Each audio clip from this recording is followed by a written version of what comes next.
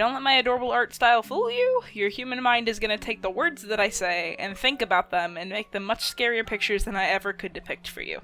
So, if you seriously cannot handle gross surgery or hospital stuff, that's okay. There is a safe for everyone and anyone version at the end that you can skip to.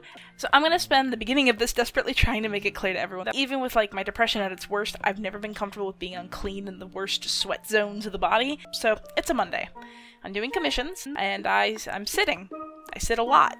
I still cook dinner and I clean most days, and I'm never sitting the entire day, which is a lot better than I was doing years ago, where I rarely even got up. But hey, I was a teenager then, so I was likely to be fucking up my body in some way at that age, right? But I'm in my 20s now. I know to get up. I know to stretch, do lunges, pop my back, walk around a bit, which is why it was strange when I was noticing a problem that I hadn't dealt with since I was a teenager, and that was a tailbone pain. My coccyx was in pain, which I only had to deal with if I'd been sitting too long in a bad chair. I was still guilty of that one. My chair is pretty terrible. Might as well be a rock. I guess it makes sense I was still having this pain. It's now Sunday, and the pain has gotten dramatically worse, skyrocketed. I am a ball of irritable rage towards anyone and everyone. I go to bed, and I couldn't lay down. In fact, the only position that I could even handle was specifically on my stomach. Sides did nothing to relieve the pain, and laying on my back was out of the question. It was like a surge of shocks through my body every time I tried. Most of the night was spent shuffling. I think I've been doing well on not swearing in this so far, so pardon me for this, but it really fucking hurt. So I did what any absolute idiot does and started Googling symptoms. I kept finding information on pilonidal cysts, as well as a ton of communities of people who had been suffering with them for years. It was described by many people as one of the most painful problems they had ever had. One person compared it to a childbirth they'd gone through, and another mentioned losing their thumb didn't compare to the pain surging through their entire body. This is it, I thought, feeling validated in the fact that the level of pain was expected from this, and I wasn't just being a baby about it. Which is a bad way to think, but like many people, I'm hypercritical of myself and my right to even express that I'm feeling pain. So, let's focus on what I knew. Pilonidal cysts. They're a cyst at the base of your tailbone, right there in your butt crack. They're very painful. They're expensive to get surgery for. They need to be drained in surgery and left open afterwards to heal without closing back up. There's a lot of aftercare, and here's the kicker: they can come back. So it's Monday morning, in the AM, and I'm bawling my eyes out because I don't even know if I can emotionally handle going to a doctor, let alone surgery. So this was ultimately terrifying. I only have Medi-Cal for health insurance, so that limited my options, and even if I did get the surgery, I could never ask either of my partners for help with changing a bandage and keeping an eye on an open incision after surgery. By 5 a.m., I snuck into my boyfriend's room as he slept to get some of my tea tree oil from the bathroom. Some people said it could reduce swelling, others said castor oil was the trick. Actually, there's a million traded ideas of how to fix them at home without surgery, and I tried other stuff too, but nothing even relieved the pain or reduced anything. If anything, I think it may have made things worse. And despite my best efforts, I woke my boyfriend up and he panicked while I told him that I'd been dealing with it all night. He offered to call his mom, who could help me figure out what to do next. Terrified of surgery and the aftercare, I declined the offer and spent the entirety of Monday in agony, and the pain surprisingly got worse and worse and worse. I was taking ibuprofen and acetaminophen every couple hours, while also trying not to go over the warning amount on the bottles, because that's bad for your liver. Usually when I did this, I was able to sleep for some hours until something or someone woke me up. Rinse, repeat. I spent Monday mostly crying and sleeping. Tuesday morning, the swelling was worse, and part of it looked bruised. I accepted defeat and asked for my boyfriend to call his mom around noon to see what we should do. We set up an appointment for the next day 30 minutes away to have a doctor on my cheapo insurance look at it, not even really do anything. And any other doctors that would accept my insurance said that I'd have to wait upwards of a month just to see anyone. Linda said that was ridiculous and offered to take me to a dermatologist at an urgent care center near her house if I could get up and get ready quickly enough to make it in time for the slot that was open for a walk-in. We made it with my knees locked the entire car ride to keep my sore from pressing against the seat. Everything from this point on, and I mean everything, revolved around me being dead-named and misgendered constantly. That stuff only kind of irks me and makes me self-conscious, but the biggest issue comes from my lack of response when people say my dead name, because I don't instinctively react to it anymore when I hear it. The doctor told me that my options were to walk out today with some antibiotic scripts, or to get it drained on the spot. Draining had a cost, coming back to get it repacked and checked on it had a cost. Everything had a cost, as you would expect. In about 10 minutes they came back and they said that they were going to go through with the drainage. Then the lights went out. The whole building lost power. But it's okay. They said, oh, we can do this procedure in the dark. Everyone turns on their phone's flashes. No, I am not joking. And they stick a needle in my butt crack on a table that couldn't rise for the operation in the powerless room. They cut me open, start doing the things I gotta do, and the doctor stops and says, uh-oh, this shouldn't be happening. I overhear her lean back and talk to the nurses in the back of the room, using words like colon, intestines, infection, and fistula. She comes into my view and tells me I have to go to the emergency room. They call an ambulance, and somehow, despite everything, I'm not having a panic attack. The ambulance gets to us, and I'm almost forced to lay on my back on the gurney, with the incision still open. I beg the guy in front of me to let me go laying on my stomach. They let me, but every nurse and assistant makes a point to tell each other around me, oh, it's so weird to have a patient lay on their stomach. Whenever I'm asked by someone, so what's the rundown, I have to say, I have no idea. I think I was getting a cyst drained or something, and she said it was infected too much, and I might have a fistula? Something about my colon? Every time I had to tell someone this, different people would stare at me in horror and go, yikes.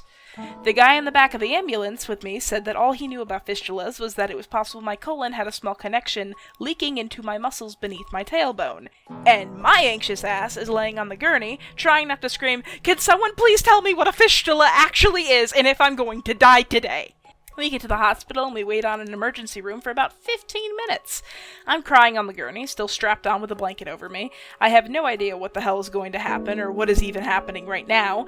I'm still numbed from the dermatologist, but I'm panicking because when I read about cysts on the internet, everyone said that this was a pretty quick surgery, so I have no idea if I'm going to be sitting here with an open gaping wound that is very infected and the numbing is going to wear off. I finally get into a room. I lay on the bed on my stomach, my arm is out awkwardly with an IV stuck in the crook of my elbow, and I am in that room for 3 hours, with saline, antibiotics, and pain meds being pumped into me.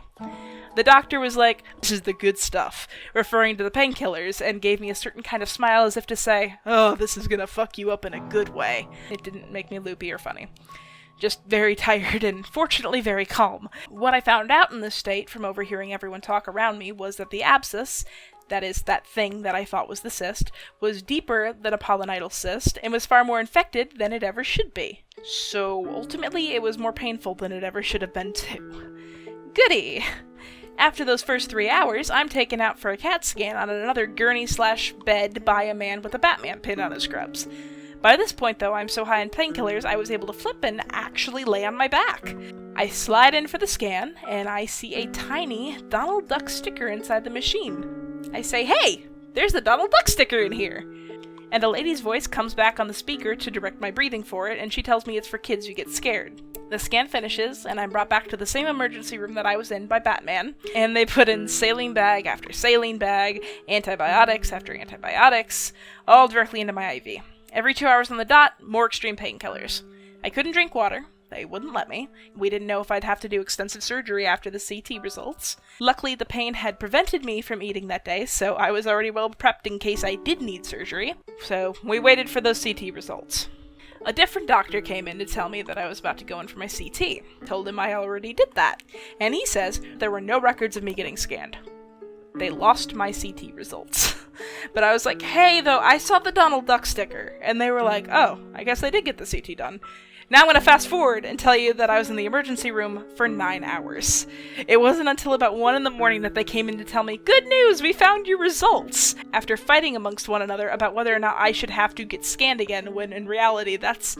No, you don't scan someone twice in one day. That's a lot of radiation. You don't do that. We found out that I wasn't properly registered to the hospital or something, and they accidentally assigned my results and scan photos to another patient. So I was in the ER, expected to have to go through extensive surgery for 4 to 5 hours, then expected to have to move to a room in the hospital for 4 days for aftercare.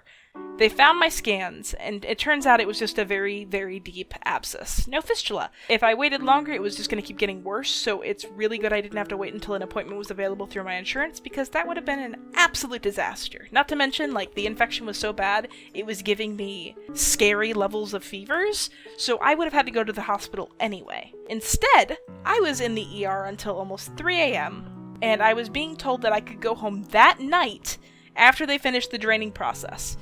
My response to this amazing news was, so I can finally drink water. One of the doctors who was helping me that night looked a lot and sounded identical to Elliot Reed from Scrubs. I was like, hey, I hope I'm not being weird, but I really love your voice. She seemed a little embarrassed and said that her boyfriend would disagree with me because he, quote, hears it too much. Another doctor came in and whip bam boom, another needle in the bad spot, followed up by what I am calling the worst pain in my life while also numbed and on extreme painkillers. And before 3 a.m. hit, I was allowed to leave to sleep at house instead of the hospital. On Thursday, I went back to get it looked at. I was supposed to see a doctor who takes my insurance, but instead I'd be seeing another who doesn't because the doctor who I was referred to was, wow, just... like, he would leave mid-appointment to go on lunch breaks and not come back, and the lobby would be, like, full of patients. So I went to another doctor who I didn't have insurance for, and she was able to unpack me. The same day, only hours later, I was able to come home.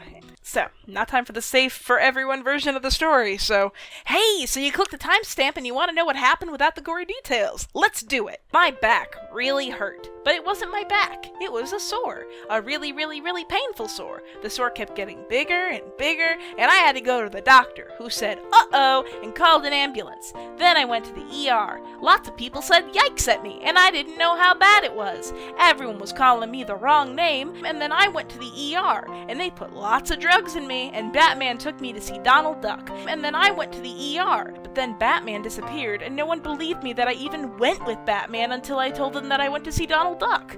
Then they believed me. I stayed in the ER for 9 hours with more drugs, and then I ate ice. And then they came in and finally gave me water and told me that they got my results from when I went to Batman to see Donald Duck. Elliot Reed from Scrubs kept calling me sweetie and was very nice to me. I told her to dump her boyfriend, and everyone told me things were going to be A-okay. And after a lot of really painful things, I was allowed to go home at 2:45 in the morning. 2 days later, I went back to another doctor, and she helped me take out the stuff in my sore that was supposed to keep it clean. If there's anything after what I'm saying, things may have gone horribly, horribly wrong. P.S. I'm probably gonna get the bills soon. Commissions are open.